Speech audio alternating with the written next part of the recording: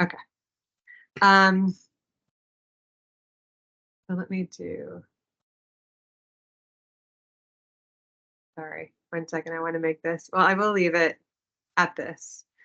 Um, so I'm just sharing. I already introduced myself. Our website's on here. You will get the slides. So this session is to help folks to understand how to express themselves and then also how to review other folks who are doing community engaged scholarship. I've been at UNCG for 15 years. I've been a faculty member for 13. UNCG has had community engaged scholarship recognized in its promotion and tenure documents at the university level since 2010. And following that time, the following 2 years was a time where the provost had asked the deans and the department chairs to support an alignment of all of the policies to the university policy. So we could spend a whole day doing a workshop about the what we discovered. So I've been a part of a team that's looked at our promotion and tenure documents and trying to understand sort of like what happened. So we said we were going to do this. What did we find? But today we're going to just really focus on some of the lessons learned. So some of the just like really high takeaways is that this is an iterative process where new people are constantly coming into UNCG. Folks are moving positions. So some folks who have been faculty are now department chairs. Folks who have been not on the promotion and tenure committees are now serving on them. So all of these are often sort of transitional roles, so that once we have a conversation about what is community engagement and how do we do this in promotion and tenure or faculty appointments, it's not one and done. It's a continued raising awareness, educating others, and defining what success looks like. Other lessons we've learned is that output metrics alone will not do the job of expressing or evaluating community engaged scholarship. It won't be equitable, it won't be fair, and it won't be accurate if we're just talking about the products and the artifacts. And that is indeed one of the challenges of our university policy, the way that it was written, is that it includes just really descriptions of what it could look like. And so that was just mirroring a lot of what our policy looked like previously. And so there was the intention to just sort of add into the current structure rather than to really do a full reform of the promotion and tenure policy. And so that would be one of the things that is a challenge, but also an opportunity for us to talk about. More than anything, what I have shared with folks and what they've shared with me is that it's really about telling your story and helping people understand who you are as a community engaged scholar and how this fits with your arc of why you're a scholar and what you plan to do as a community engaged scholar. So as we think about your journey in terms of telling your story, particularly at a moment of promotion and tenure reappointment, there are many places where scholarship gets framed. And so this is where there are the expectations that you're setting forth for yourself and you're expressing to others and others that are putting on them. So you can see that it's not just in your CB, it's not just in your teaching evaluations, but it's also in things like the way that your department chair shapes a context statement that is included in the dossier that helps the folks who are sitting in review of you to understand what is community engaged scholarship and how is it understood and supported at UNCG as one of our institutional commitments that's indeed structured into our P&T policy and process. The department context statement is important not only for the folks who are at the unit level who might not know your department as well, but also for external reviewers when they are being asked to assess your scholarly work. And of course, there's also sections within supporting or additional statements, and then also the COVID context statement. We have worked with some folks on this call to help create a template that I can share with you more of where those things are. So there's a lot of places where scholarship gets framed and we start to, and people make sense of what it is. So you can see how a narrative can get very fractured if you're not really clear about how to present this and others aren't clear on how to see it. UNCG has adopted the Carnegie Foundation's definition of community engagement. And so you can see that here. So the collaboration among institutions of higher education and their larger communities for the mutually beneficial exchange of knowledge and resources in a context of partnership and reciprocity. That was created in 2006 by the Carnegie Foundation. It is still the same definition they use today that we have been classified under. And at the time in 2009, 8 and 9, when the faculty senate were having conversations, it was decided that since this was what we were going for, this is also really this should be the definition and the term. And indeed, we have used the term community engagement rather than like public scholarship, right? So there are other terms that other people are civic engagement that other campuses that you might have come from or be working with might have adopted. And so we can talk about what some of those base characteristics are. Some of the key aspects or terms to understand in this definition is this idea of being asset-based. So asset-based is not in the wording specifically, but it is an aspect of that is integral to that definition that is presented. The idea that when we're working with communities, we're not doing it from a place where they have lots of deficits and we as experts can come in and define their problem, tell them what their problem is, and then come up with a solution or write about it.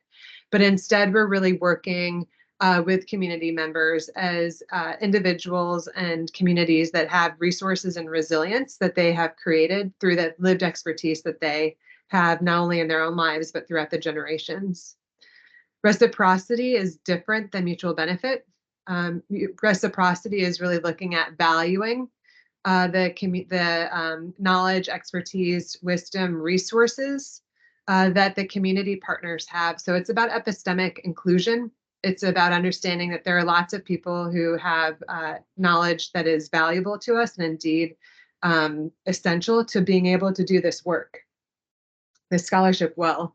And so reciprocity is about that process of involving people in our projects that are not academics or beyond academics.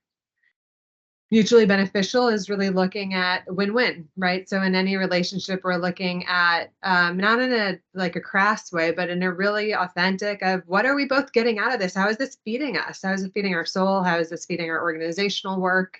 And the commitments that we have. And so it is often about aligning expectations. And so you can see how reciprocity is how is I including my partner?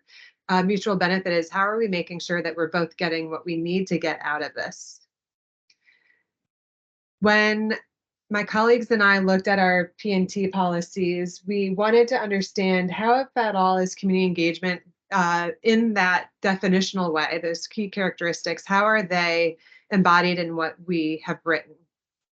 And what we discovered is that not all departments and not all units characterized community engagement the same way. And so when we tried to understand how did they do that, we found that they characterized community engagement in 1, 2, 3, or none of the ways in the policy. What is helpful from that finding is not that we have deficiencies in our individual policies, but rather that there's an opportunity for us to really move into the next phase in our institution to be able to talk more coherently about community engaged scholarship and why it takes more than a description of outputs that we currently have in the policy and does need to talk about outcomes and processes. So as we're thinking about how do I define or describe someone's community engagement, we're not only asking about, okay, so what did you do, right? You wrote a policy report, you had an intervention, right? These are the things that like the activities or the products that we can talk about. That's great, but it also matters what the purpose and the values were that undergirded or motivated the community engaged scholarship. And so it's really asking about what were those the expected or achieved contributions to the population, this idea of the stakeholders being, this being for public purpose. and being asset-based. The third that's different is process is like how we did it. So if the goal was to be able to improve a community identified priority, for example, then community engagement also, for us to understand how it's done well with high quality and fidelity to this approach, is to understand the relationships and the ways that partners work together collaboratively, and the way that we have really integrated their knowledge reciprocally, if I can say that word. So all this is to say is that when we define community engagement, like it's not easy to do and it takes a lot of words. It's not a quick sound bite. And so it's helpful to really talk about that process is a key characteristic. And this is one of the reasons why it is also difficult in PNT, because it's actually a different kind of measure of quality than we often have for our metrics. So who is included in the work, that the knowledge and experience that the community partners bring to the table is valued and essential to the new knowledge generated. That community partners collaborate and co-labor from start to finish in ways that are appropriate to the conditions of that partnership and the partners. And that this also, it matters because we can't do our community engaged scholarship without this. And typically with community partners, we need to develop trust.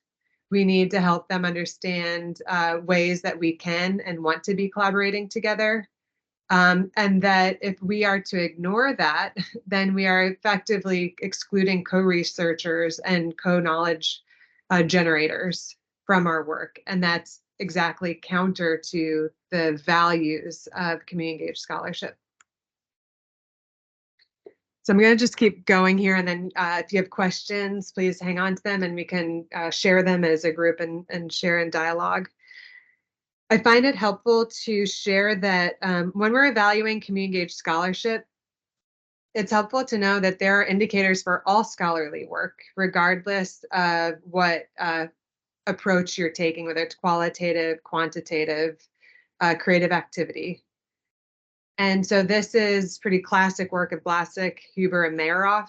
And they were writing about what are the common areas of all scholarship. The first one, of course, is that there's a clear goal. You have a trajectory. You have a thing that you're aiming towards.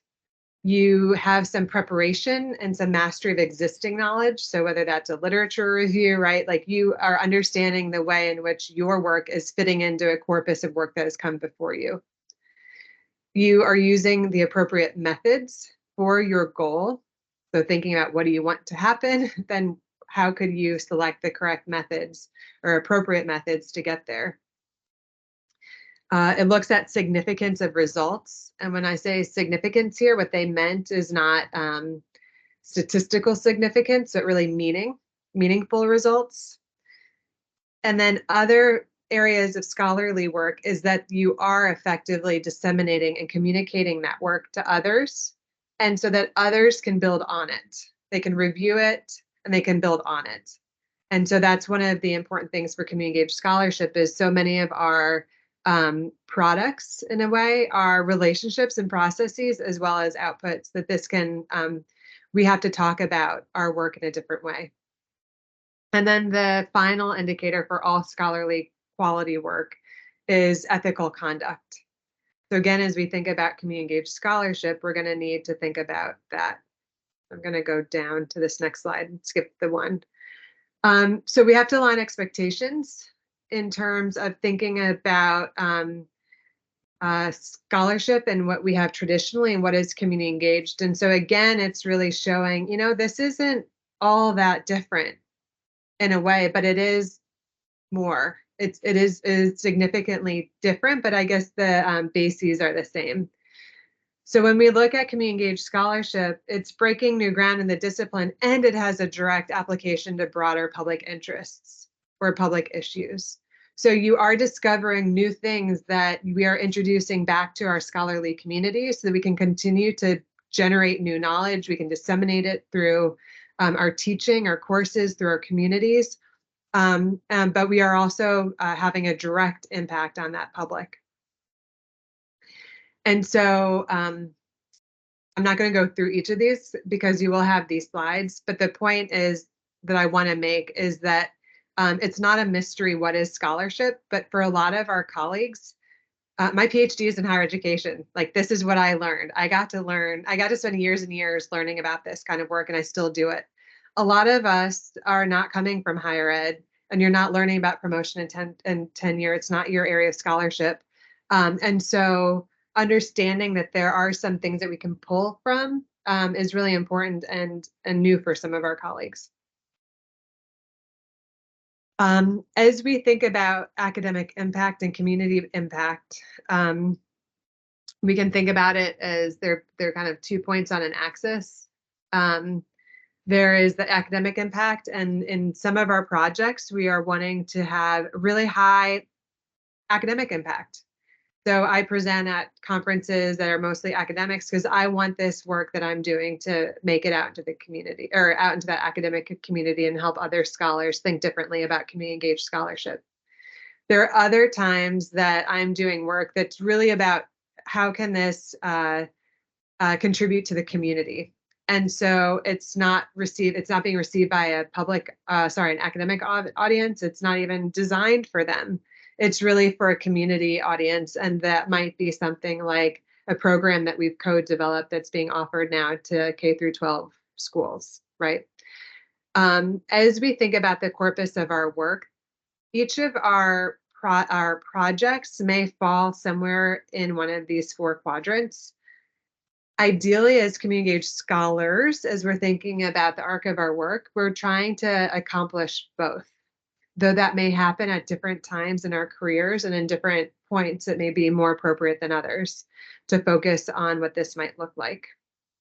And what we found was that during COVID, and since then, there have been a number of folks who have not been able to have as high a community impact as they would like to have because their community partners had needed to step back or step away from some of the work that they've been doing.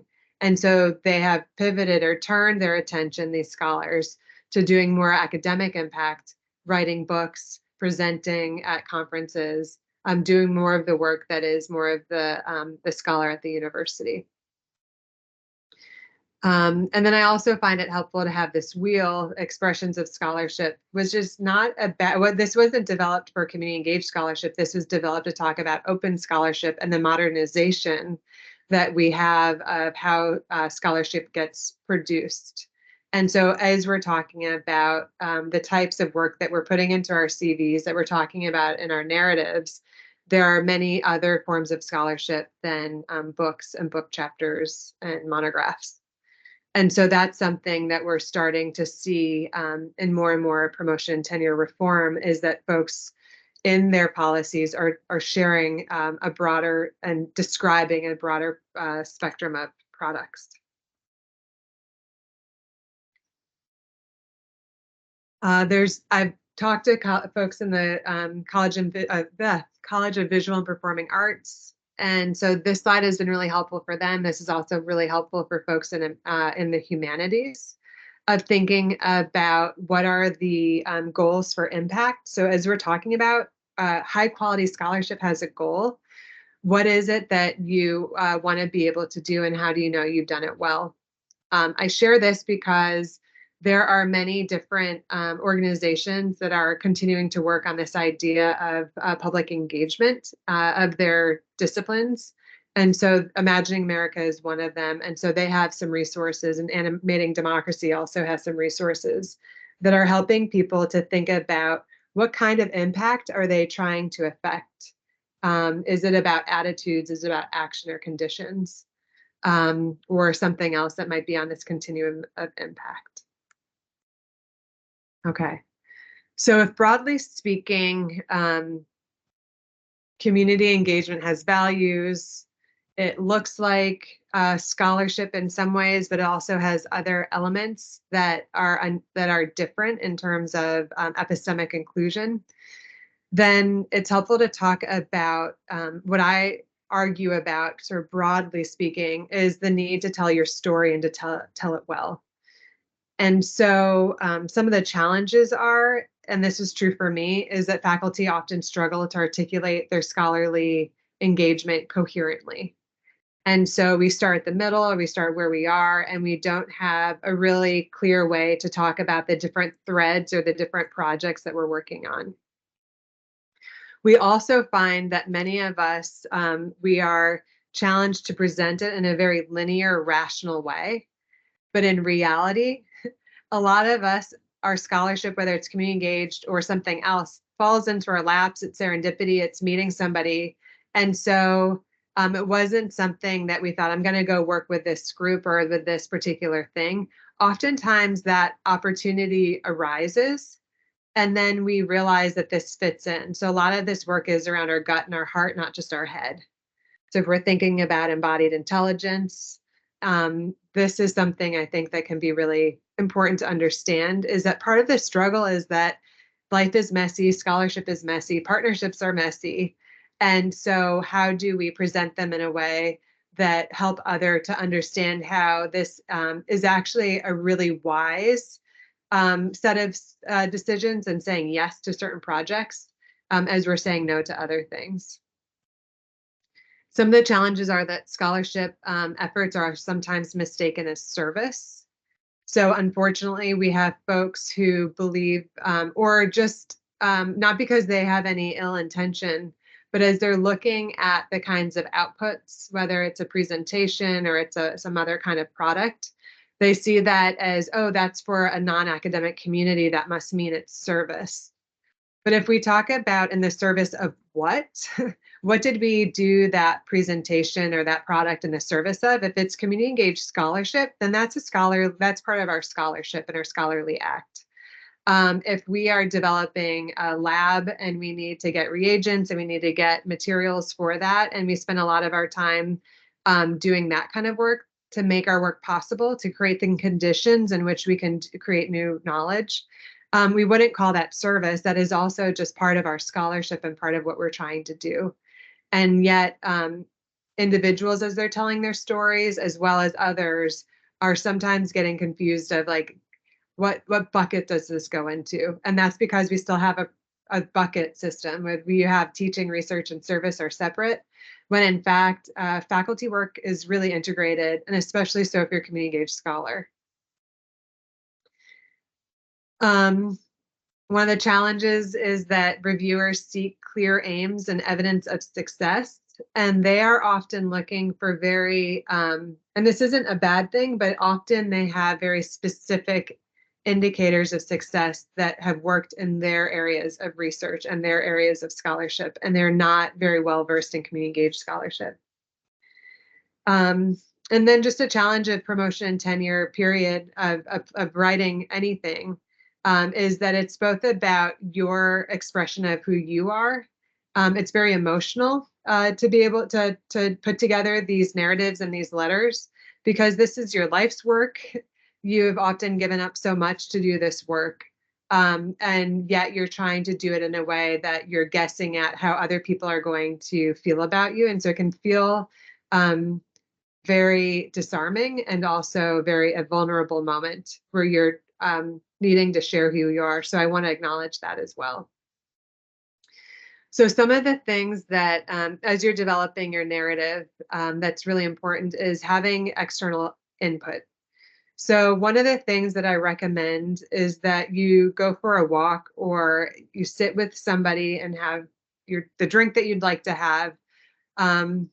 Movement can be helpful in terms of getting oxygen. You can also do breathing exercise together if movement's not possible for you, to get sort of that oxygenation in your body, to really get yourself into a place where you can talk about your work. And so what I recommend is that you talk to that person and you say, would you be willing to tell me what you find most interesting about my work or important about my work?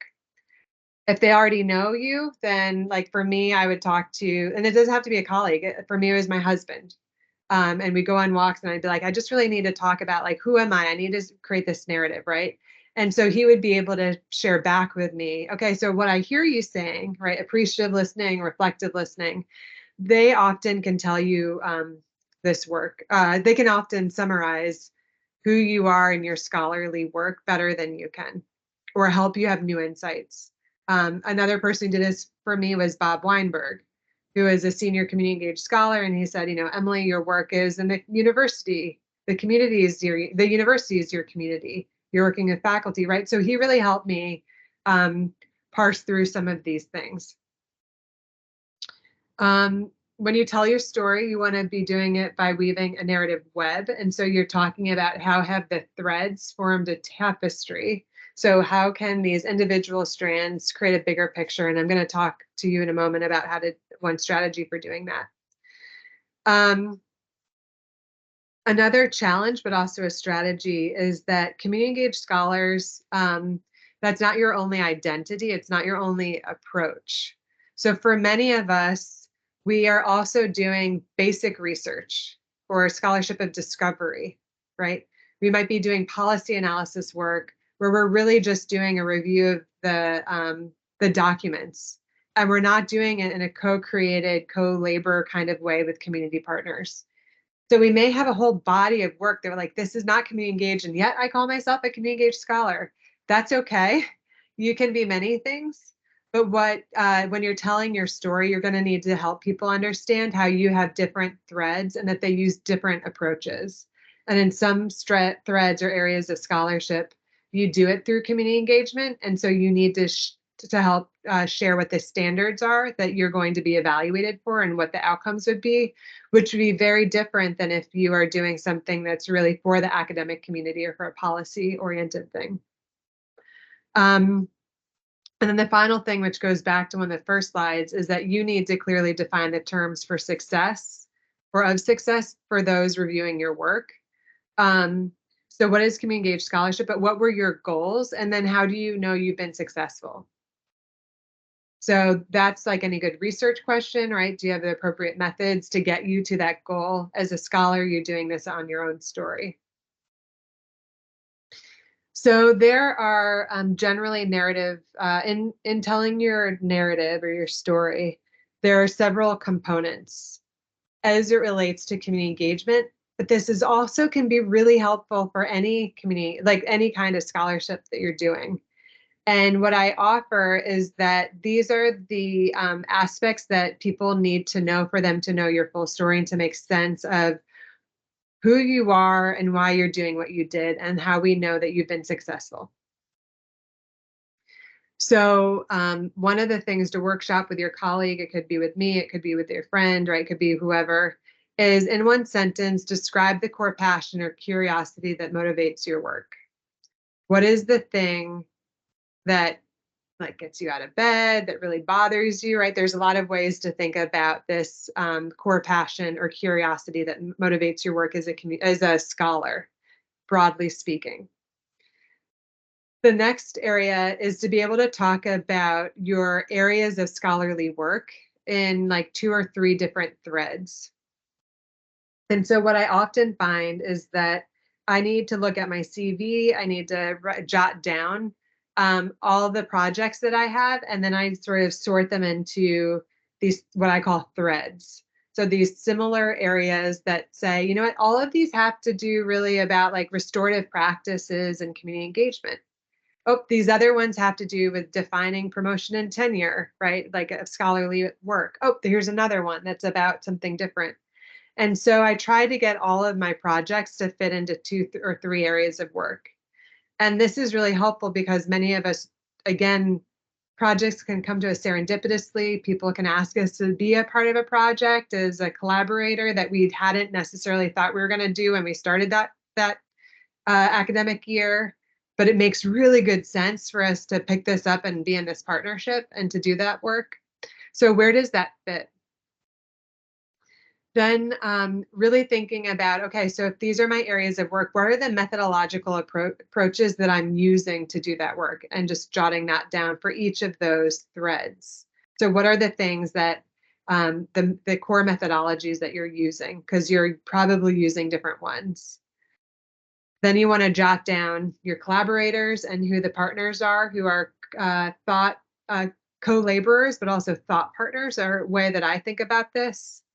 If they're community engaged, if it's community engagement, you're going to have collaborators who are in the community and of the community. But you may also have students. who are working with you, as well as other folks who are staff, faculty at other institutions. It's important for reviewers to know who you're intending to impact, right? Because for them, the status quo is academic audiences, but that's not true for community engaged scholars. It's not only true for community engaged scholars, it's also true that there are other audiences. And so you need to be really clear of who those specific groups are. And so I have been in committee reviews where we need to talk about that audience and how would we know that that audience had been impacted, right? So thinking about peer review and what that looks like to understand, okay, I know what it's like to get a book published by an academic publisher, but I don't know what it means to affect a particular community that is that audience. Impact goals is what is it that you hope to achieve, and then did you achieve it, right? So the reason why you're working with these collaborators through these methods to do this work is to be able to do what? Is to be able to change policy, is to change relationships of families with their schools, those kinds of things. And then we're listing the products or the artifacts. So what was the thing, right? Because if standards of quality scholarship are that others can look at it, right, review it, critique it, build on it, then what is it that you can share with others that will help them be able to do that? And so not all things that matter will come out as a product like that, but what you're trying to do is share some of that. So in there's some links I'll share with you at the end here. So there is a handout that I have that has a lot of this information from this presentation on it, including this worksheet. And so it's small because the idea is to keep it like a 1-page or 2-pager, because the idea is to keep these fairly high level, so you don't get too into the weeds. So you could definitely create a document and go further. I realize this is missing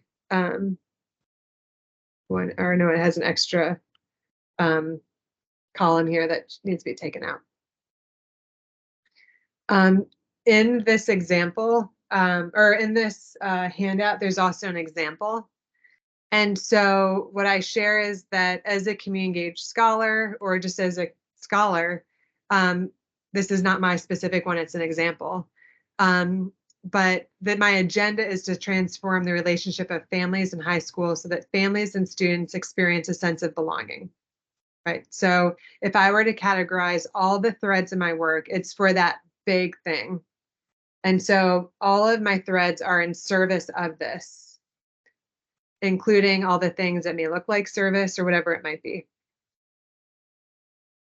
And so in this one, I talk about the key question, right? It can be summarized in a key question. I can talk about what my methods are that I'm using. I can speak to who my collaborators are, who might be the school principal, the teachers, the parents at the school, but it could also be my students, because could be doing course-based undergraduate research or working with graduate students in or out of a class. As we're talking about in this particular thread, I am doing this because I want to impact these audiences. You can see that it's in this particular one, they're really focused on people outside of academia. However, they also are including principal and school leadership scholars, so people who are also scholars in this area. So you can see that, oh, okay, so what does that mean? Well, what that means is that as we look at the products and the artifacts, there's going to be a diversity of artifacts that are going to show up. So there may be some design and delivery of participant action research methods. There may be a final report. There may be a presentation to the school board, but there could also be independent study credit that students are getting, or a final paper or conference presentation that students are presenting. And it could also be that you're writing a peer-reviewed journal article because one of your audiences of impact or for impact were other scholars. In this example, I go through and I have 3 threads, and then I don't finish them because as a activity we could go through and look at or identify what those other audiences or goals might be in the products that are developed. But you can see how, like the third one is really looking at policy analysis and document analysis. And so it's okay that we're not involving community in everything, but it's going to need to be really clear to people as you're expressing your work, and you're identifying community engagement as a key strategy, that they understand it. So I know we're tight on time. So, and I feel like I should probably make these longer, but I also want to make it possible for people to spend just an hour and get some good things. This QR code will take you to our scholarship website, which is where you'll find more about some of the work that we've done at UNCG to understand promotion and tenure, and including this handout that has the narrative. And then also, I want to share with you in this slide, there's also other resources that we have, including definitions for our university. And then there's also a bunch of other kind of resources. So with that, I'm going to stop sharing. I'm still really stop sharing. Okay. And so I see there's a hand up. What I wanted to share in this hour is really an overview of things to think about. Then there's getting down into like the brass tacks of your own narrative and your own application.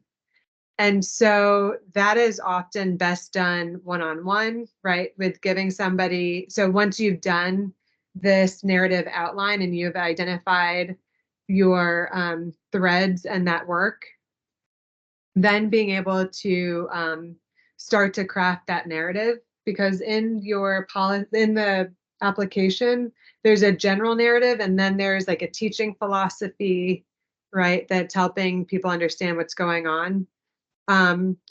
So I think, well, I guess I should stop at this moment because I see it's 12:59. So if we could maybe stop recording, that would be helpful. And then I can take some questions for people who have time to stay on. I certainly do.